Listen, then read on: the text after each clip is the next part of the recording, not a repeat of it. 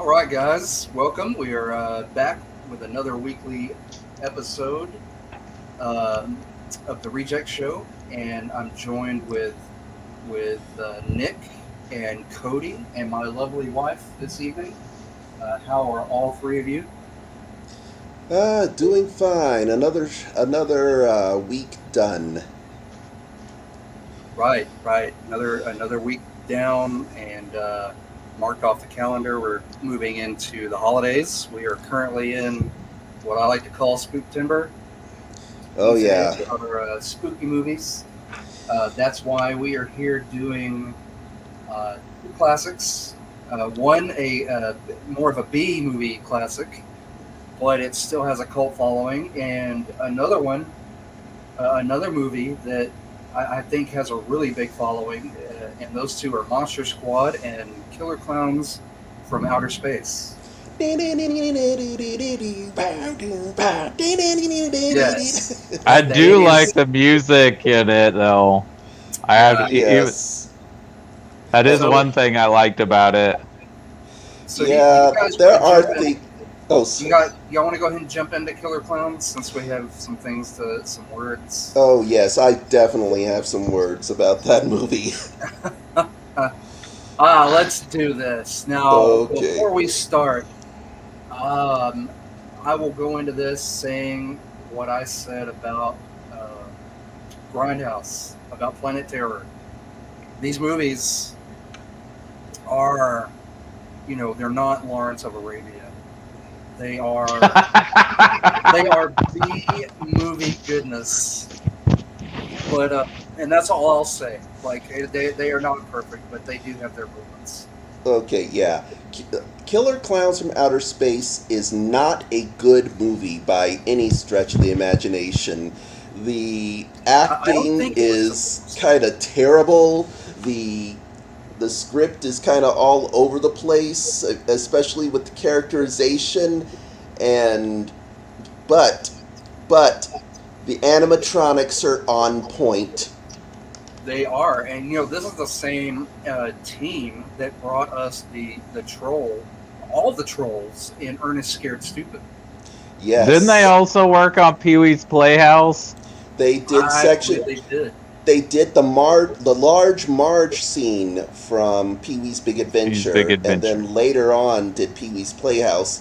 They also did creature designs for the Critters movies. Nice. which is a much better movie of this kind of vein. Oh yeah, they're honestly. I mean, well, first of all, this movie has been written and directed by special effects guys. Makes As sense. as storytellers, they do really good special effects. So I think what's missing, I think you hit it exactly on the nail on the head there, Nick. The effects are really quite well done, especially the animatronics of the alien clowns. But yeah, this movie is it's not cohesive at all. It feels very random, and like there's really no protagonist for us to kind of really get around the movie. Like there's three characters that I guess we're sort of supposed to care about, but Yeah, but it's really hard to care about them. And yeah. but John Vernon as that Yes. one cop who, I mean, well, there are no black people in this movie. Like most black people, it's like any black people with two rubbing. Actually, any person with two brain cells to rub together would just stay away from this fictional town that this movie takes place in. I gotta say, he does bring it, even though he's giving the very much what we expect from John Vernon performance of like Well, similar characters he's played before. And I'm like, Oh how did they yeah, get him to do this movie? look, he money. did. He brought it in Animal House. He played it serious in Animal House. Like I think it's the reason he brought his A game is what made that work. His Dean character, Dean Wormer, work in Animal House is because he played it so straight and serious in this zany movie, and he does the same in Killer Clowns. He's supposed to be a serious grumpy old man cop, and he brings it. He brings his A game to this silly B movie. Okay, I just kind of looked up John Vernon a little bit, and one of the results I got from Google was him doing a pitch for GM. Oh wow. Okay.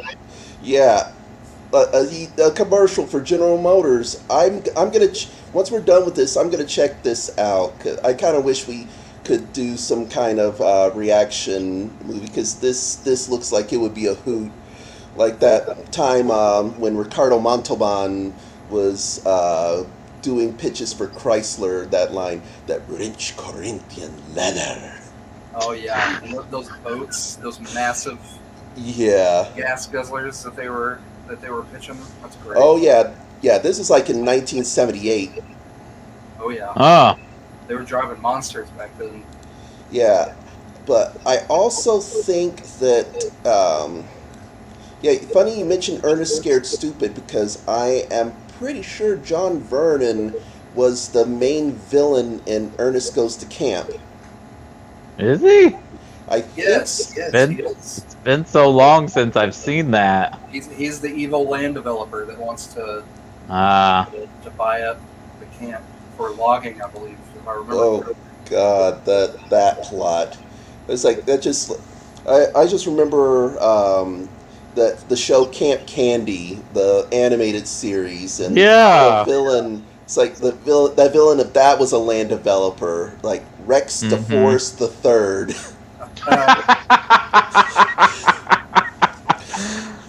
Wow, they didn't think hard on that name, did they? Yeah, kids, any kids who are watching this, yes, this was a thing that existed. Oh, it's bright. Yeah, we've watched it with our kids. Yeah, which Camp is Candy. also kind of funny because I mentioned this movie to my students, and surprisingly, a lot of them have heard of it. Oh wow. Yeah. Probably thanks to Spirit of Halloween. Oh, Yeah. actually, that was another thing. We went to a Spirit Halloween store, and yeah, there were life size, like, dummies of the killer I- clowns. I want one of those in my living room badly, and I want the cotton candy gun, ray gun as well. Oh God, the Yeah. Just imagine Yeah, how this has a cult following. I know people who like really enjoy this movie, and I don't know if like they were young when they watched it, or they were with a group of people at a midnight screening, or they're just fine with no cohesive story. I don't know. I my first viewing was in my early teens, probably on a Friday or Saturday night on TNT Monster Vision with Joe Bob Briggs, where he would That makes sense. yeah. he would I- intercut, and that just made it that much more enjoyable. And you're right. It's probably because I watched it in my teens that I still enjoy it for the campiness. But it probably hit different if I watched it now or as an adult. Like, I probably wouldn't. It probably wouldn't click as much. Yeah. I mean, it might. You never See, know. But Actually, I saw this movie when I was a kid too. Like it was on HBO. I remember that. I remember watching it with my mom and just thinking about how silly everything was. I mean, even back when I was a 10-year-old, I kind of thought this movie was pretty silly, but yeah, it's watching it now. I watched it just last week. Watching it as an adult, yeah, I was just thinking, oh my God, this is so stupid. again, it took me. I think it probably helped me as well that we just watched the Grindhouse movie, and that's what I compare it to. It's just a bad. It is just a grind. It's a Grindhouse movie that's just really silly. Yeah. Honestly, Planet Terror was a little bit more enjoyable than this movie. Yeah, And that's probably because it's got good actors and a talented director behind it. So even though he's trying to Yeah, purposely make a bad movie, it's still kind of fun. yeah, that's actually another, shout out to really, cheesy movies that's done with actually competent filmmakers. Black Dynamite. Yep. Yep, that That, movie rules. yeah. I But love the final battle too. okay, yeah. I was gonna say it, but I don't. Yeah, I don't want to spoil it for anybody who hasn't seen the movie because it is Yeah. this is it's a legitimately good movie, but because they were emulating how cheesy and bad the actual genre was. I mean, this I probably might get slapped by people for saying this, but you ever sit down and watch the original Shaft? It's kind of boring. Yeah, somebody might slap you because of how much that people love that movie. Oh yeah, John Shaft is. I'm not gonna lie. John Shaft is an African American cultural touchstone, but the actual movie, I think it's one of those people were probably playing a better movie in their head. That might be, though. I've seen the first one. I've never seen the sequels, and I've only seen the Samuel L. Jackson. That's the only other one I saw. Oh yeah, Samuel. They made another one with Samuel L. Jackson. Where he has a kid, and Yeah, then they retcon Richard Roundtree to be his dad instead of his uncle, even though he's only like 6 years older than Samuel L. Jackson. that's crazy. But I don't know. I might. But here's also the thing. Back then, you know, this kind of goes back to that whole representation matters because black people up until then didn't really get to see themselves in a lead action role, and this was it, and it paved the way for much better black helm action roles since then. I mean, Oh, for sure. But I think it's still regarded of that slate of exploitation films that came out as one of the better ones. yeah. Well, I mean, of course, it also has a killing soundtrack. Well, yeah, you got Isaac Hayes. I think it won the Oscar for best song. Yeah. Um, I'm not sure if it won, but it definitely got nominated. But I used to have a CD that was just different arrangements of the theme from Shaft. Well, actually, it wasn't just Shaft, but like all of Isaac Hayes' stuff from all the Shaft movies. Oh, cool. Yeah. Yeah, and I lost it, and I hate that I lost it because it was such a good compilation. Anyway, going back to Killer Clowns, this was probably I I probably will watch it again, but only if I was with a crowd of people. This is not a sit down and enjoy the movie by yourself kind of thing. Which is how I watched it, and I agree. This definitely has like midnight movie flavor. Like this would probably, even if you don't like it, it probably would be better enjoyed with a crowd. Oh, it's definitely a crowd watcher with a couple of beers and uh, with I some friends. You definitely it's something to roast. I think this probably might be a hit at cons at Yeah, and especially the horror conventions. cons. Yeah. Cause yeah, there was. I remember going to a convention years ago, and they had a movie riffing night, and the movie they picked was Zardoz. That's the one with Connery wearing like the diaper, right? Basically. Basic, The suspenders and the speedo.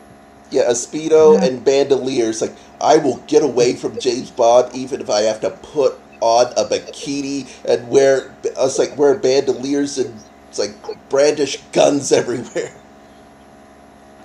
Have a Well, I get. ponytail I and porn get- stash. Yeah. But yeah, this would be a great riff track or mystery science theater 3000. Yeah, that actually is there a riff tracks of this movie? I mean, it there if there isn't, there should be. Mm-hmm. I mean, on the off chance that Patton Oswalt and Felicia Day might be watching this show, if there isn't a riff tracks of this movie, please make a riff tracks of this movie. Have you guys heard his whole sketch about a movie about a killer bed? Yes. It's Deathbed, the bed that kills people. Yes. Oh my gosh, Deathbed is wonderful. Well, that would give the bed from Nightmare on Elm Street some work. There you go. Exactly. I wonder if people watch that scene now and like it even more because of how Johnny Depp turned out as a human being. Probably. There you go. Isn't it interesting how movies change over time, viewing and progress? Well, there is an ongoing, a sort of joke that I've read from a webcomic. It's, watching Ferris Bueller hits really differently knowing what we know now about Jeffrey Jones. Oh, yeah. Ew. Yeah. So I actually, this is the first time I watched this movie this year, and I will completely admit that it's because I thought it was supposed to be really scary, or at least really gory. And you guys talked about they did the special effects, the trolls for Ernest Scared Stupid. That movie scared me into high school, so my love for this movie and my appreciation for this movie now comes from the fact that it's not scary and I can enjoy it when it's time for scary movies. That it is so silly and over the top. But I actually heard that from a lot of people that Ernest Scared Stupid legitimately scared them as kids. it made me scared of, like fridges, toilets, the woods, forever, just all under your bed. Yeah, there were two parts that got me. It was the under the bed part, and then the part where the boy, the Ken Glasses is trying to crawl up that little hill, and he keeps sliding, and he's like, "Here you go, buddy, I got you." And it's Ernest, and he looks up, and it's the troll, and he goes, "Ah!" Yes, I and he hate turns the into- voice. I think I need to revisit this movie because that. I watched a lot of the Ernest movies, and it was one of my favorite series from back in the day. But I think I've only watched Ernest Scared Stupid once. It's a staple every I Halloween. thought when I watched it as a kid, because I watched it at my cousin's house, that it was a movie that was for adults and we weren't supposed to be watching it. So I never told them why I was terrified of the things that I was newly terrified of. And again, up until I got to be an adult and I married Christopher, the movie Rolodex, did I find out it's actually a movie for children and it's probably fine. They showed it to us in school when I was like in the 3rd grade. Someone brought it and we watched it. And yeah, I was scared of those trolls. I was like, oh man, I don't want a troll jumping out and get me. My dad rented several Halloweens, like where we'd stay in and eat pizza and watch movies and pass out candy. That's one of the movies he always picked up. I've probably seen that one in jail the most because those were my 2 favorite ones. Ours was Camp and Scared Stupid. Mainly for me, Ernest Goes to Jail and the TV show Hey Vern, It's Ernest. I did like that show and his specials. I know Yeah. that the Ernest movies are near and dear to so many hearts, but I have to say that I would rather watch the commercials that he did. Oh God! Oh yeah, those are the best. That's probably. Yeah. Oh, I apparently that ad company has started a. It's like they brought the character of Ernest back, but he's CGI. What? Yeah, and the commercials are terrible. Oh no. Jim Why would you do that? Well, we may have to check this out. I know they have an Ernest Day at the park that they filmed. Ernest Goes to Camp at, and Don Cherry would show up. He actually just passed away earlier this year. Oh man. And, it was right before the camp, the festival that they had, and then his nephew is working on a really in-depth, like with the family documentary called "It's Me, Ernest" or something like that. I follow the Facebook. I'm waiting for it to come out. It looks like really, really good. It's probably going to be a tearjerker. I mean, but yeah, I'm waiting for that. And his commercials were great. I love every one of them. Yeah. I think that was the right amount of format for the character. I mean, as a child, I enjoyed the movies and the TV show. But I think as the character, I think those commercials was probably the right amount of Ernest. Oh yeah. He was doing stuff for the city of Dallas, for the state of Texas, as Ernest, as you know, up through the '80s. I remember seeing a Dallas commercial, and I can't remember if it was about littering or like come live in Dallas or something. It was I remember him doing ads for Chevy Land over for. Oh, remember, all my TV stations came from Shreveport, so. Oh yeah. We got those kinds of regional commercials. I'm not a Jeff Dunham fan, but did you know he did a local commercial for a Tyler car dealership? Yes, in the early yes, 80s. I remember. Oh, I didn't know that. Yeah, it's on YouTube. You can find it. It's just a local car commercial he did in the early '80s. Well, gotta start somewhere, I guess. I have to sit in solemn silence when my family all talks about how funny they think he is. I'm not a fan. Me either. Nope. He's got some pretty racist puppets and jokes. Yes, he does. Yeah, I think I've only watched one of his specials. Did not laugh at all. Never watched him again. Which I'm glad that kind of comedy is not cool in stand-up anymore so much. Whereas, like, I feel like every comedian had a sort ethnic voice for a long time, which is not cool. I really haven't watched a lot of modern stand-up lately, because half the time I hear, it's like, everything's so politically correct now, comedians are being silenced, they say, as they say on their live Netflix special. Yeah, like their fourth special at this point. I was going to say, Lindsay is the expert in our household when it comes to any stand-up, especially modern day, because I like... Acaster is worth a watch on Netflix, his special. I like stand-up, but I tend to go towards the older stand-up, like a lot of Bill Hicks and Carlin. Well, yeah, there's like the holy, the holy trinity of stand-up comics: Lenny Bruce, Richard Pryor, and George Carlin. Yes, all those dudes I'll listen to, but really I've got to be in the mood for it, and I have not really gotten into anything modern. But Lindsay here, she's the expert on that, so she could fill you in on a lot of up-to-date comedians and what's going on specials.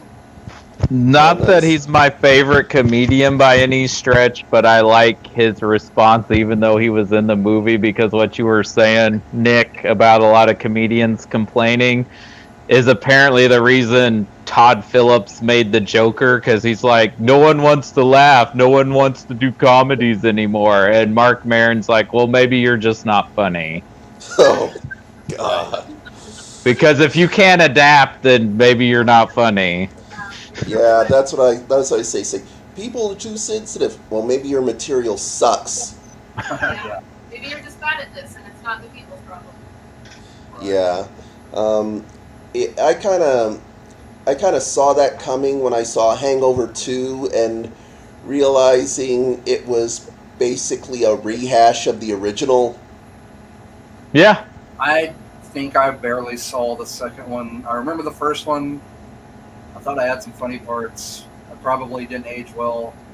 Again, Yeah, I was younger. I thought a lot of movies that probably didn't age well had funny parts. You're not thinking as critically when you're younger because you don't know any better. Yeah, you don't know any better. You grow and you know better now. But yeah.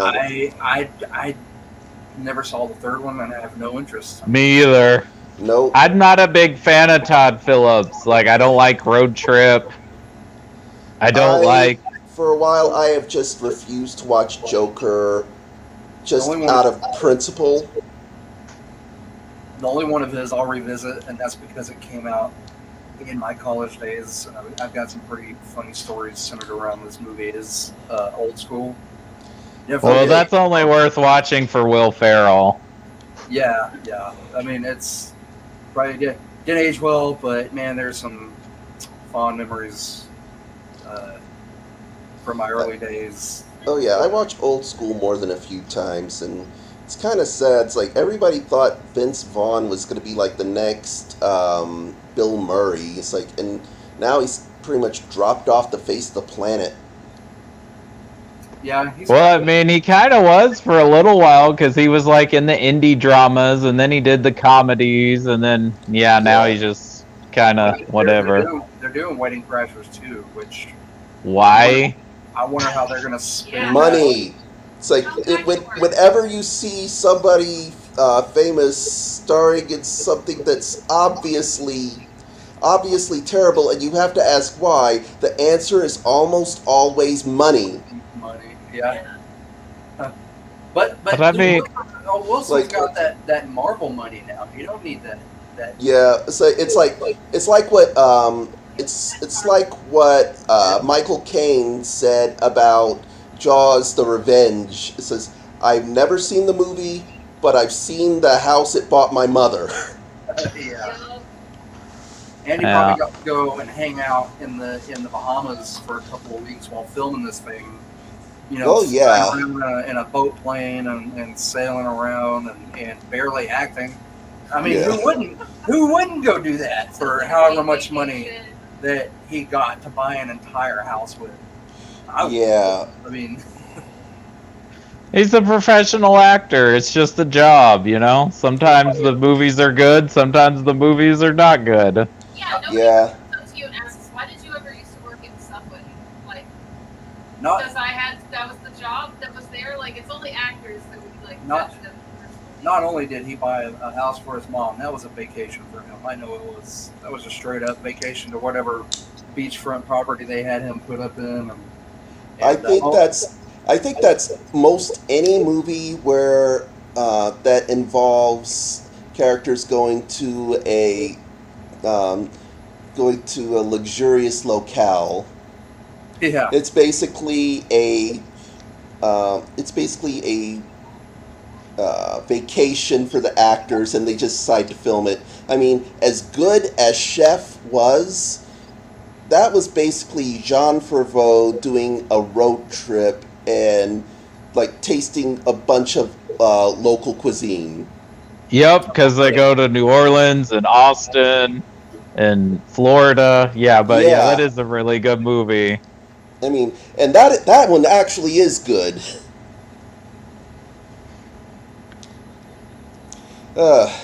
So where were we? Do we have anything else we want to say about this movie? Universal Studios did a pop-up funhouse scare house thing that was Killer Clowns from Outer Space. That's worth looking up on YouTube. Okay. Oh, cool. Yeah, and Universal Horror Nights, I think. Yeah. I did like the design of the spaceship and the inside of it.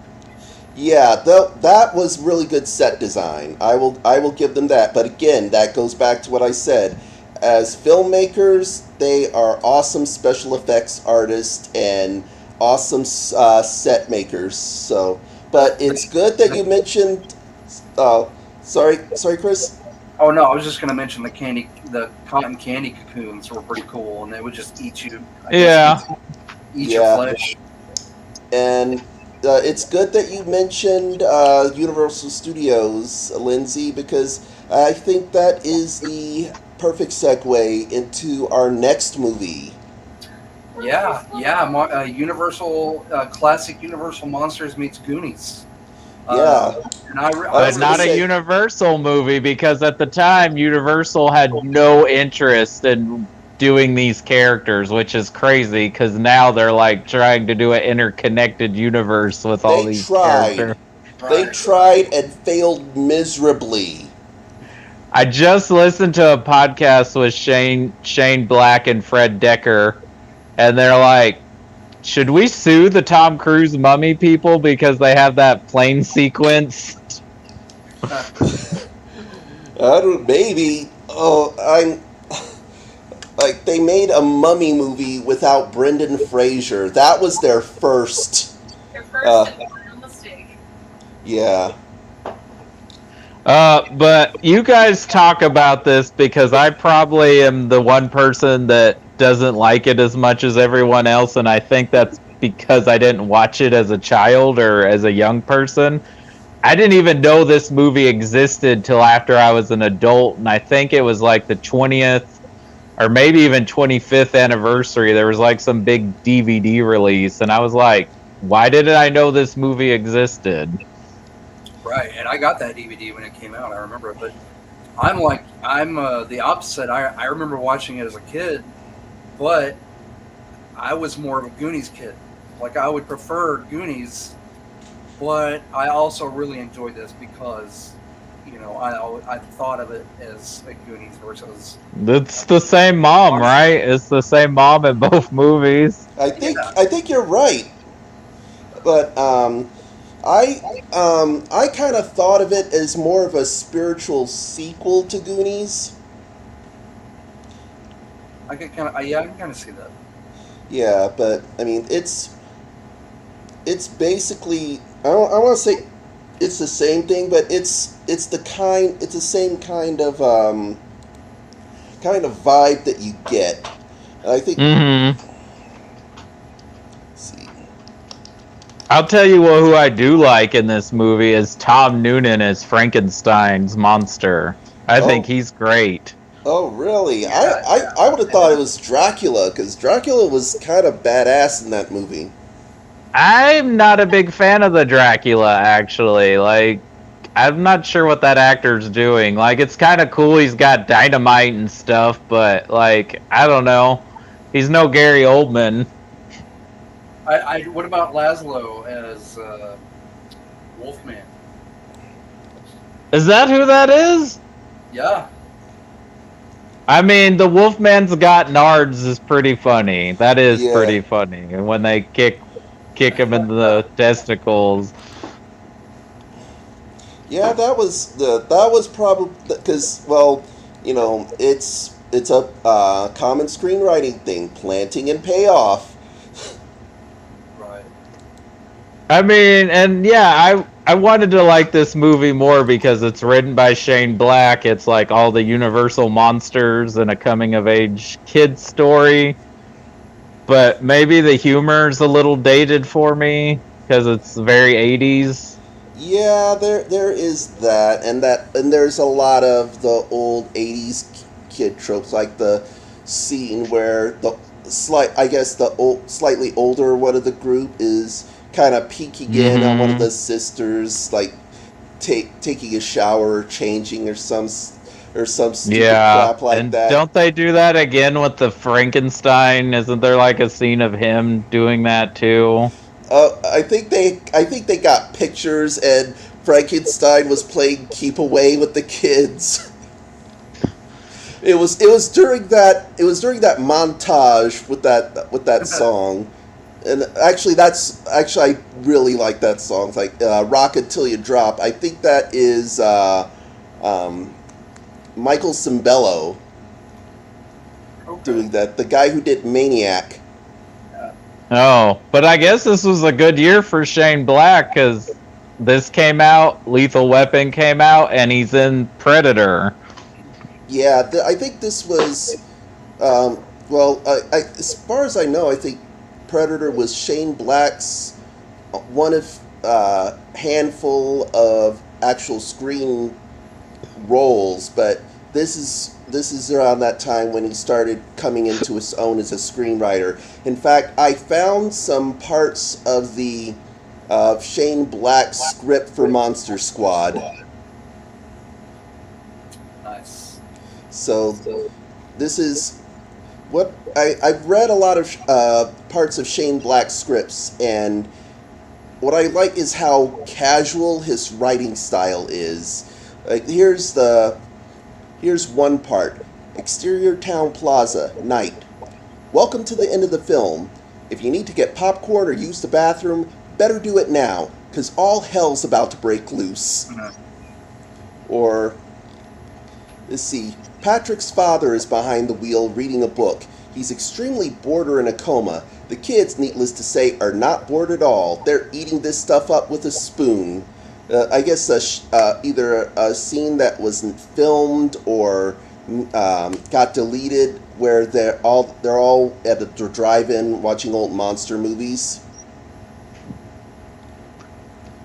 Yeah, and I can tell that him and Fred Decker definitely love monsters and love Universal monsters. I can see it in there. And there's some good bits. Like, I even like the opening scroll where it talks about, like, sets up the plot, and it's like, they blew it. Yeah.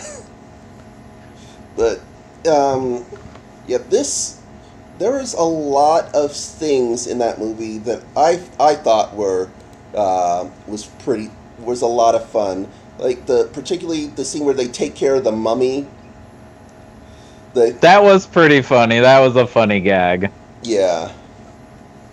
And, of course, that line, "See you later, Band-Aid breath." Of course, at 12, that line is hilarious. Yeah. Oh yeah.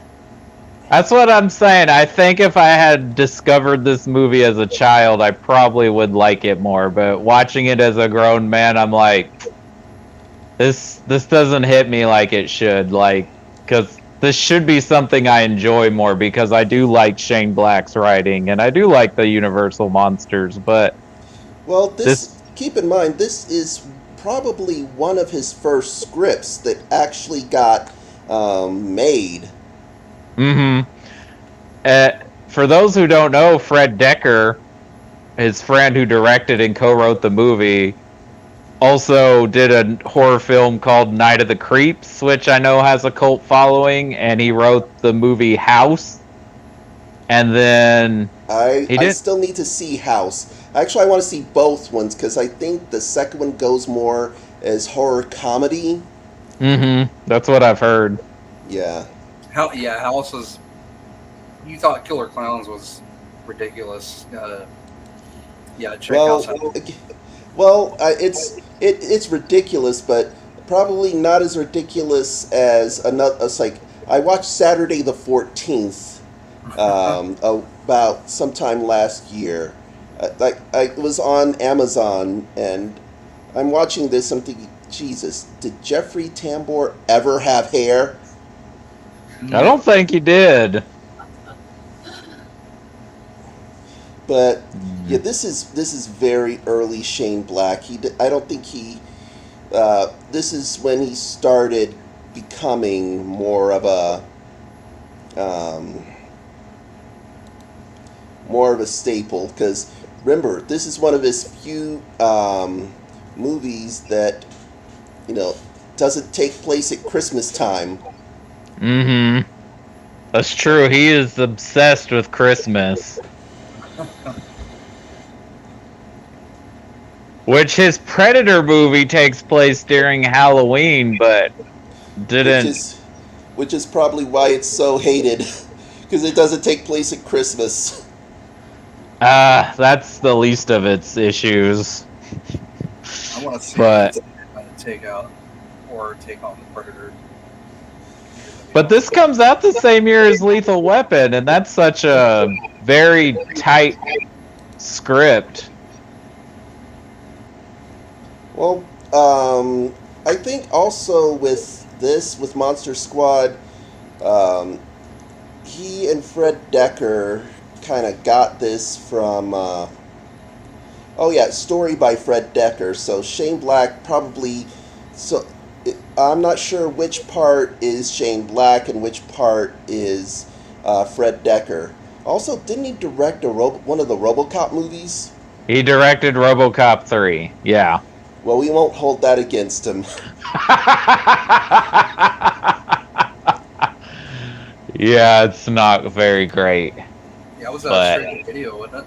no, it went to theaters. No way. Yeah, Yeah. it went to the first. I remember there was video games Yep. and they had video games. I'm not sure about toys, but they were. They thought that I think it went through a whole bunch of rewrites, and Orion was becoming bankrupt, as Weird Al likes to say. So, and that kind of pushed the movie back because it was supposed to come out not too long after RoboCop 2. Yeah, and Peter Weller's not RoboCop. Yeah. And I'm pretty sure it's PG-13 instead of R. It is, but it's. Didn't it run I would for say the Walmart? lesser rating is also the least of its problems. Cause Oh, very much so. I kind of felt like they were setting up the TV show. Oh yeah, I forgot about that short-lived TV show they did. yeah, Because because it really did feel like a made-for-TV, a PG-13 made-for-TV RoboCop movie that was setting up the. though I kind of find it funny that the only reason Nancy Allen went back for RoboCop 3 is because they promised they'd kill off her character because she was getting sick of it too. Yeah.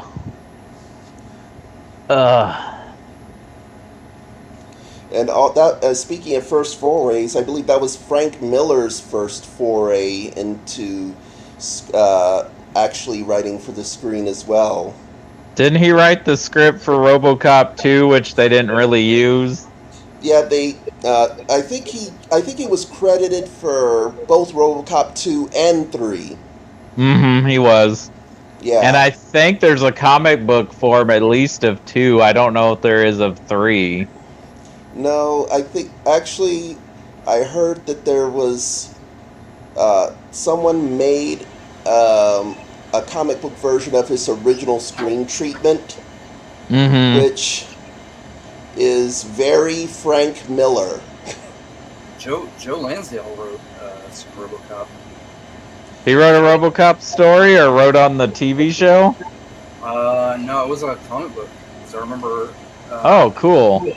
Looking through when we had our comic shop, I remember looking through some of the RoboCop comics, and I noticed his name was on there, and I might have mentioned it when I talked to him one time, but yeah, Oh, no, wow, I did because he was like, yeah, I got to go to the set of RoboCop or RoboCop 2 because they were filming in Dallas.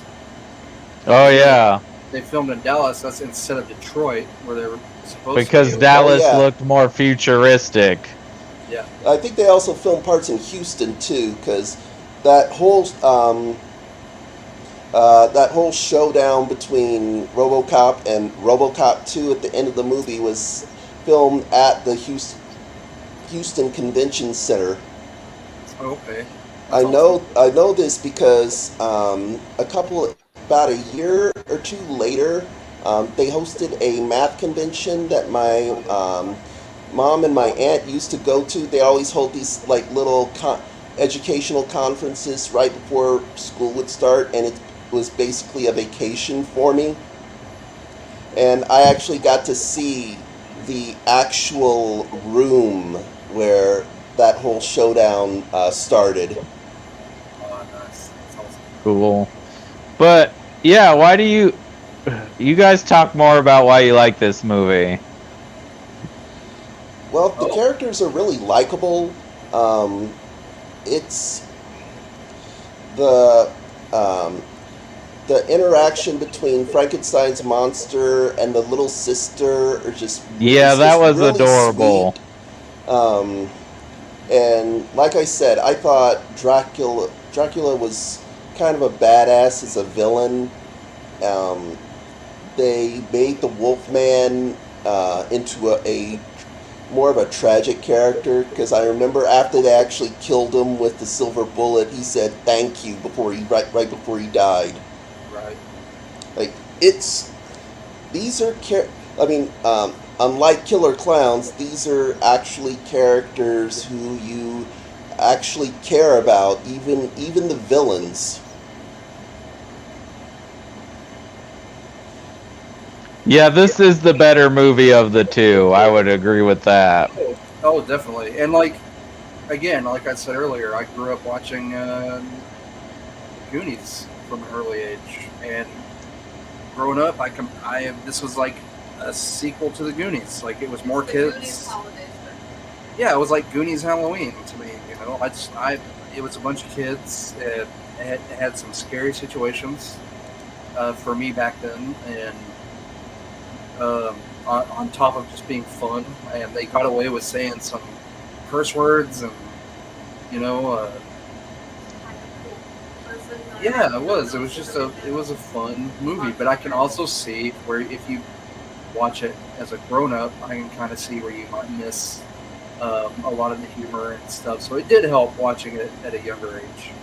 But I still enjoy it. Like we watch it with our kids. They watch it every year, and they really enjoy it.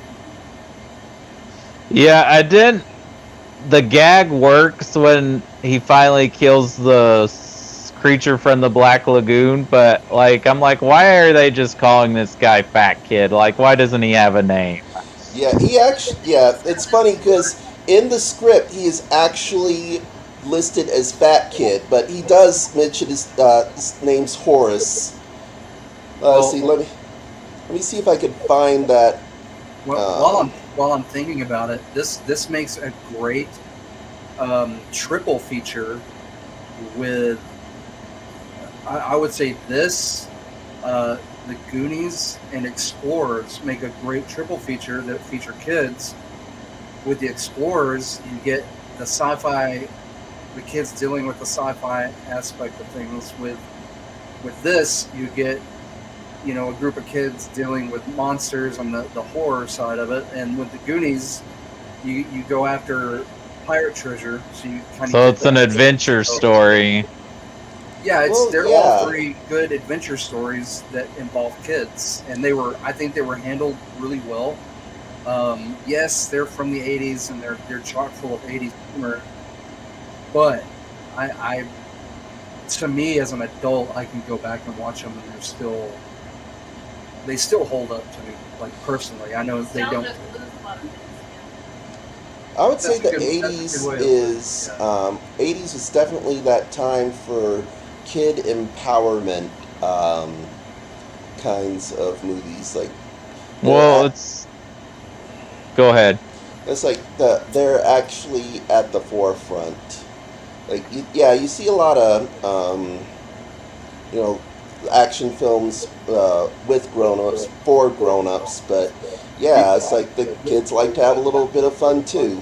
There's another one that's really underrated that, and I posted the release of it here maybe a month or two ago, and people were like, "What is this?" And it's called The Rescue, and it's about a group of kids that go into where is it? Their dad's like.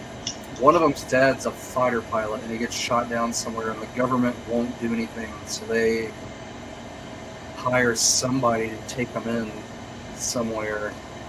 But again, it's a ridiculous plot, but it's another like adventure movie. Honestly, it kind of sounds. I'm gonna be honest with you, Chris. It sounds like a discount Red Dawn. It is. A little bit, but it's more on the adventure side of it. Like, it wasn't as gory. It's not as R-rated. Not as adult as Red Dawn. Like, it was made for kids.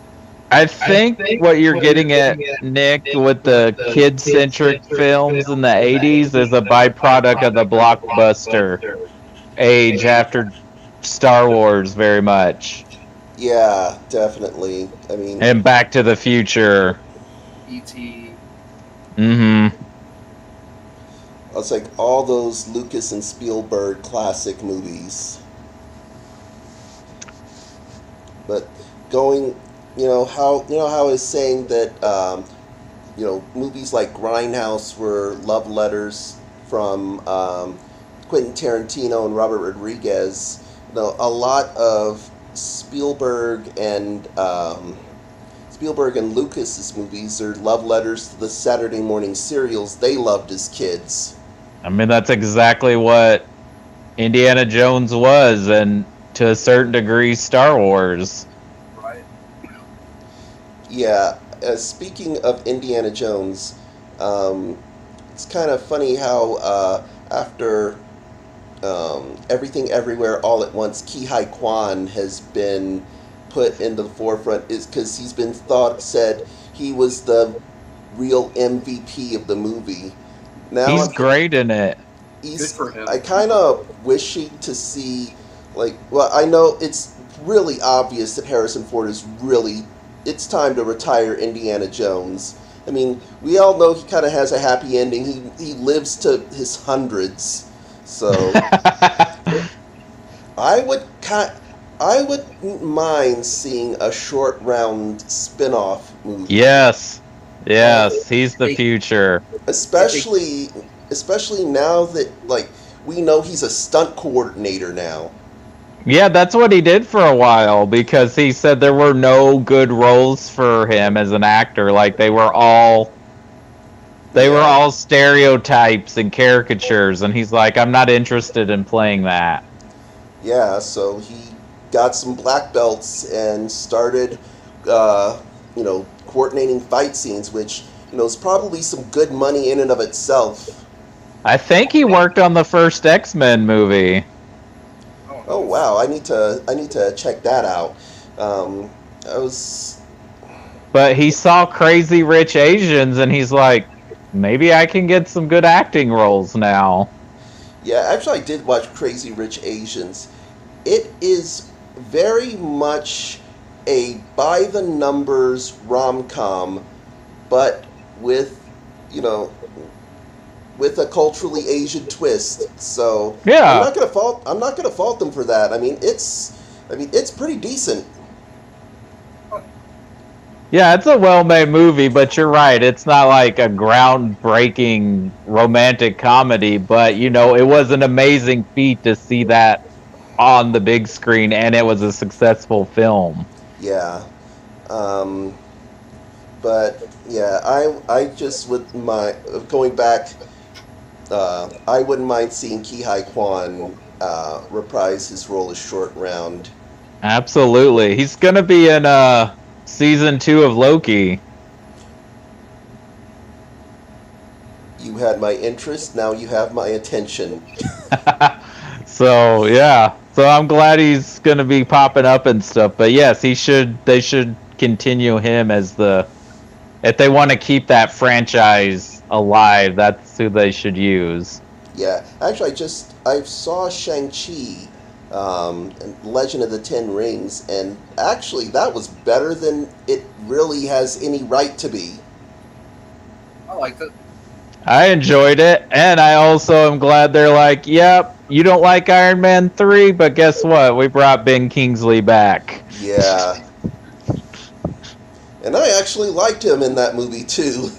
I did, too. I laughed hysterically when I saw it. I was like, oh, I thought it was great. Because, he's not...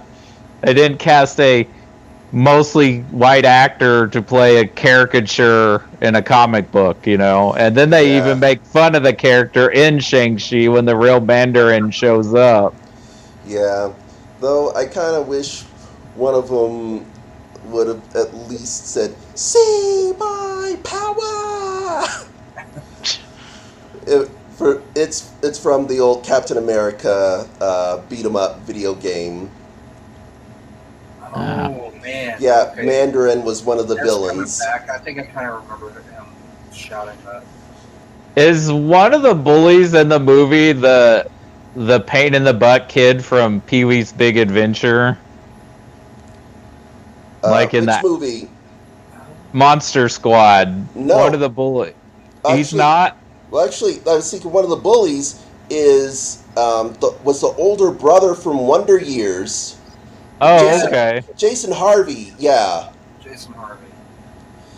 yeah. He was, He he was was like, the kid in the actor in Pee Wee's Big Adventure. That's what yeah, he was the I thought you were talking about the other one, the one who actually stole Pee Wee's bike. I can't no, remember. the Oh, he was the diva kid in Pee he was Wee's. the diva kid on the set at the whatever movie they were shooting. Okay, I need again. I need to rewatch Pee Wee's Big Adventure because that's.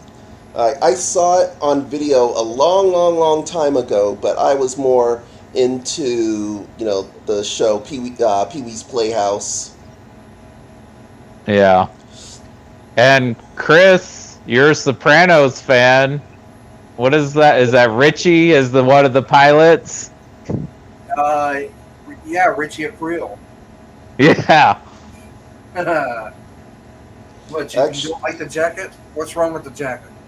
Come on, listen, take the jacket. That's a actually, thing I don't understand in 80s movies, like if with the Greaser kids. Like, was there a Greaser revival in the 80s that I don't know about? it.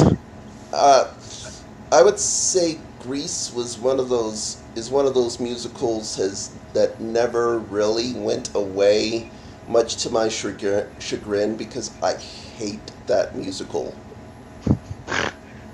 But I mean, like, if someone's a bit of a bad boy, they're wearing a leather jacket. Yeah, oh yeah, that stereotype. I Yeah. don't. Yeah, I don't know why that kind of why that stereotype has endured for as long as it did.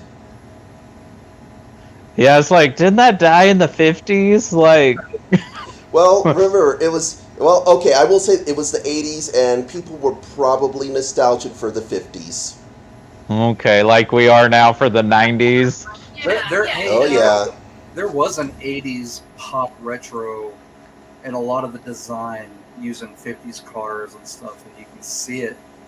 We're just ripping off a few previous decades before. Well, it's every 10 years.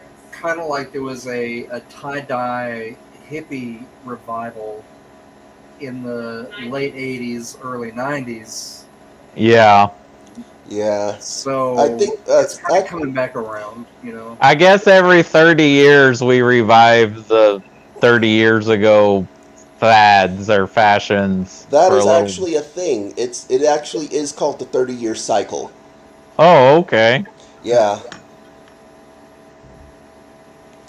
Because I want to say in the early 2000s, like, bell bottoms were popular again for a while. Bell bottoms actually are making a comeback They're again out there. Maybe because I've seen them on my students. watch. And then, those are going to be next. did Burger King do some sort of like product placement for this movie since, action takes place by the Burger King at the end of the movie? I'm not sure. The only way we can save the universe is with a something. That's just a pet peeve of mine. Sometimes it throws me out of the movie when they're like in a restaurant that's real. Sometimes like that. Oh, you probably hated Mac and Me then. I don't think I've actually watched it from beginning to end. Oh my God, you haven't watched it all the way. There is a scene where a dance number breaks out in McDonald's. Oh yeah. It's just a McDonald's commercial with a movie, kind of like. It's it up rough. at the And beginning. Coca-Cola. Yeah. Yeah, I wonder if they sold that at McDonald's, that VHS. it probably. I remember seeing in McDonald's restaurants they had posters for the movie and the whole. It's like, and featuring Ronald McDonald as himself, and and he's only in the movie for 3 seconds. Ah.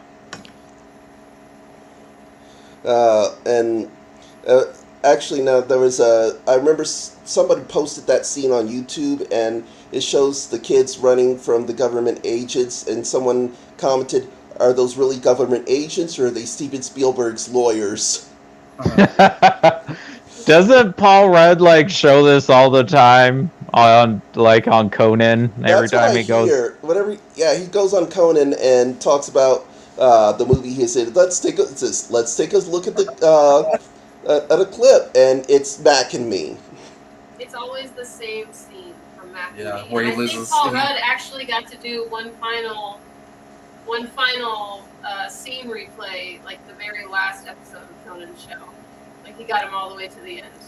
Yeah, it was Are you great. talking about the end of the NBC show or the TBS show? Probably his TBS show, I would think. Whatever his latest iteration of his talk show was, he did like a final episode with a bunch of guests, and Paul Rudd got him again. Okay. There's Paul Rudd likes bad movies though, because he's also a fan of The Room. Oh God. Oh yeah, we should we should watch that on here at some point and do a. Can we just watch The Disaster Artist instead? One of my fraternity brothers is obsessed with The Room, and he said he was going to take me to a showing someday. I may have to take him up on it. Well, they do it about once a month at the Inwood. All right. Yeah. So, any further thoughts on Monster Squad? I enjoy it. Even as an adult, I kind of get behind it sometimes and get into it. And again, it's like Lindsay mentioned earlier. I do have my nostalgia glasses on, but I am a fan of the Goonies. Halloween candy bucket. Yeah, it's a Halloween. Look, it's a there's fun movie to watch with the kids. You have candy. It's Halloween. Exactly. So, Yeah. you'll either like it or you won't, or you might think it's okay. But it's a good. I mean, it's good enough to check out and see. It's not a bad movie. Yeah. It's just I don't know. I think it's a pretty good entryway for someone to get into scary movies too, because it's not really scary, but it's got enough scary elements that it doesn't feel like you're watching like a little kid's movie, even though it is for children. Yeah. I am one of those people who say it is a good movie and it holds up to this day, for the most part. I'm excited that Shane Black's going to work with Robert Downey Jr. again in a movie. Oh, okay. He's adapting. There's a movie with Lee Marvin, and it's a series of novels about like a crime guided Point Blank. They kind of remade it with Mel Gibson in the 90s called Payback. Oh yeah, the Parker Parker. Stories. Now it's going to be Shane Black and Robert Downey Jr. Yeah, actually, I don't know if you ever watched Leverage. No, I've never watched that. Is that kind of based off that character? Not quite. There is one character who is, her name is Parker, and we don't know any other name, but she just goes by Parker. But yeah, she was named after that character. Okay. And yeah, she's kind of crazy. Yeah, if you ever get a chance, watch Leverage. It's okay. Imagine Ocean's 11 meets Robin Hood.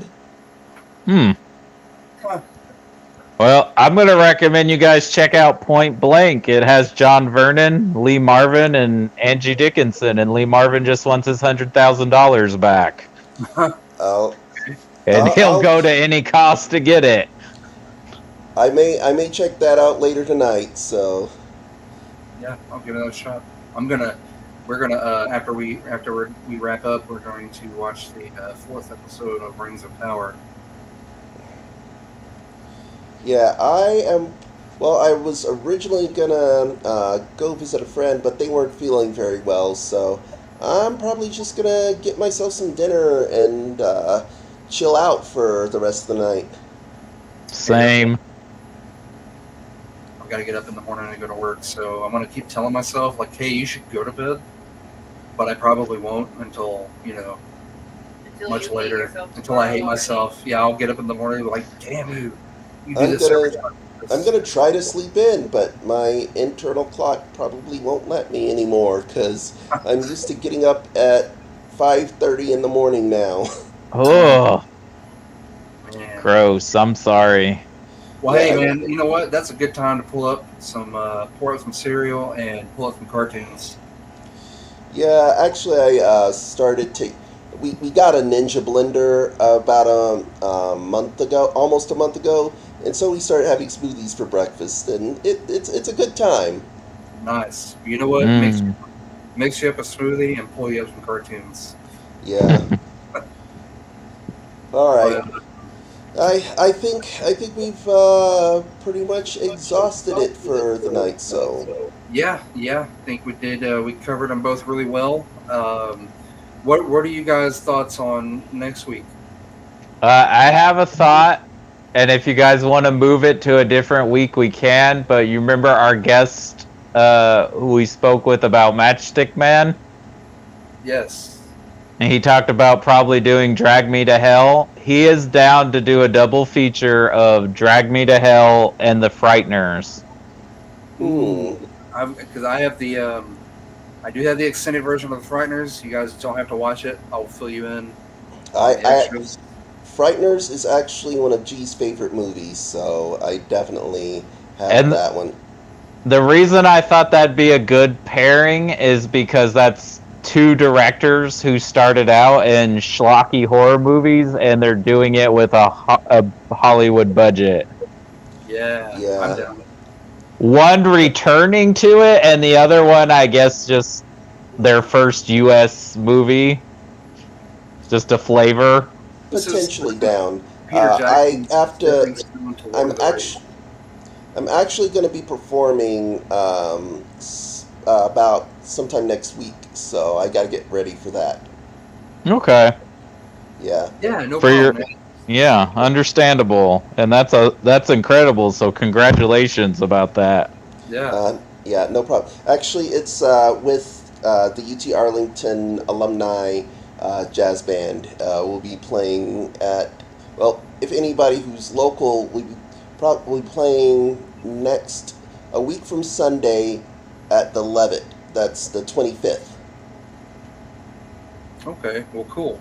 Well, hey, we're easy to schedule with. You just let us know if it's something that you'd rather us wait on, that you really want to talk about. Let us know, and you know something that if it's during a time that you're not going to make podcasts, we can either reschedule, or if you're like go ahead, then we can do something different. And Yeah. we're easy, man. We'll work Well, around you. So all right. Well, yeah, I'll let y'all know. But I guess that about wraps it up.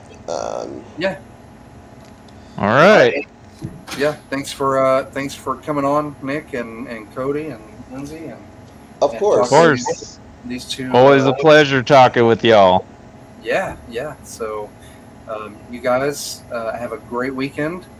Cody, anything else, real quick, before we go? Anything else coming up this weekend? Not this weekend. We may have an extremely busy weekend next weekend.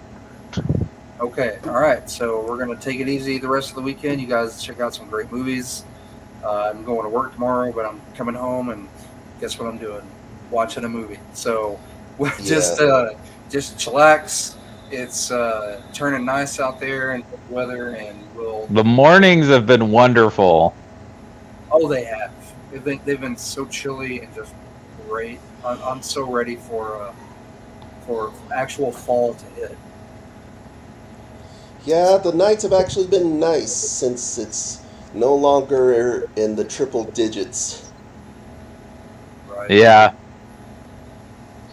All right. Well, everyone have a great weekend, and Absolutely. talk to y'all soon. And All thanks right. for anyone that's watching or will watch. All right. Bye, Bye. everybody. Bye. Oh, come on.